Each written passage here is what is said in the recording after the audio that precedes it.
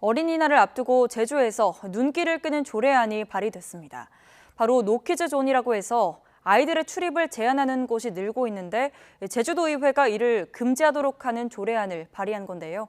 하지만 실효성에 한계가 있고 반발도 만만치 않아서 원만히 처리될지는 미지수입니다. KCTV 제주방송 이정훈 기자입니다. 최근 아이들의 출입을 제한하는 이른바 노키즈 가게들이 늘고 있습니다.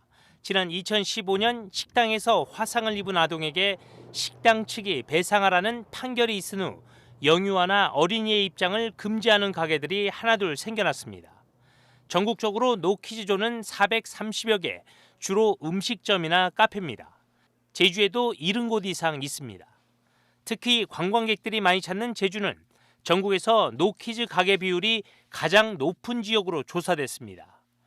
이 같은 노키즈존은 마음 편히 이용하려는 손님들에게 호응이 높지만 막상 차별받는 아동들은 불만이 클 수밖에 없습니다. 애들은 발언권이 없는데 그걸 좀 차별하는 것 같고 노 앞에 뭐 장애인이나 인종이나 그런 거 붙으면은 논란이 되는데 왜 노키즈존은 안 되냐 약간 그런 생각이 들기도 했어요. 이런 가운데 전국에서 처음으로 영유아나 어린이를 동반하는 손님을 거절하는 업체인 이른바 노키즈존을 금지하기 위한 조례가 발의됐습니다. 제주도의회 송창권 의원은 아동 출입 제한 업소 지정을 금지하는 내용을 담은 조례안을 대표 발의했습니다.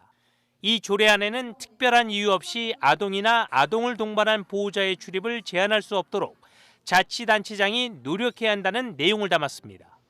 또 정례적으로 아동 출입 제한 업소의 실태와 아동 인권 침해 여부 등을 조사할 수 있도록 했습니다.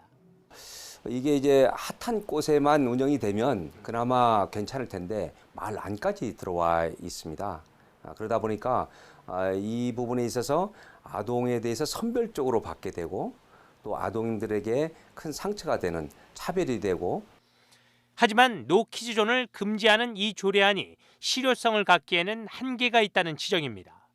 상위법이 없어 위반 업소에 대한 과태료 부과 등 행정 처분할 강제력이 없기 때문입니다. 한편에선 영업의 자유를 침해한다는 반발도 나오고 있습니다.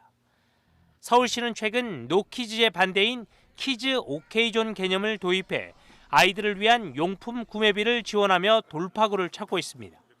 KCTV 뉴스 이정훈입니다.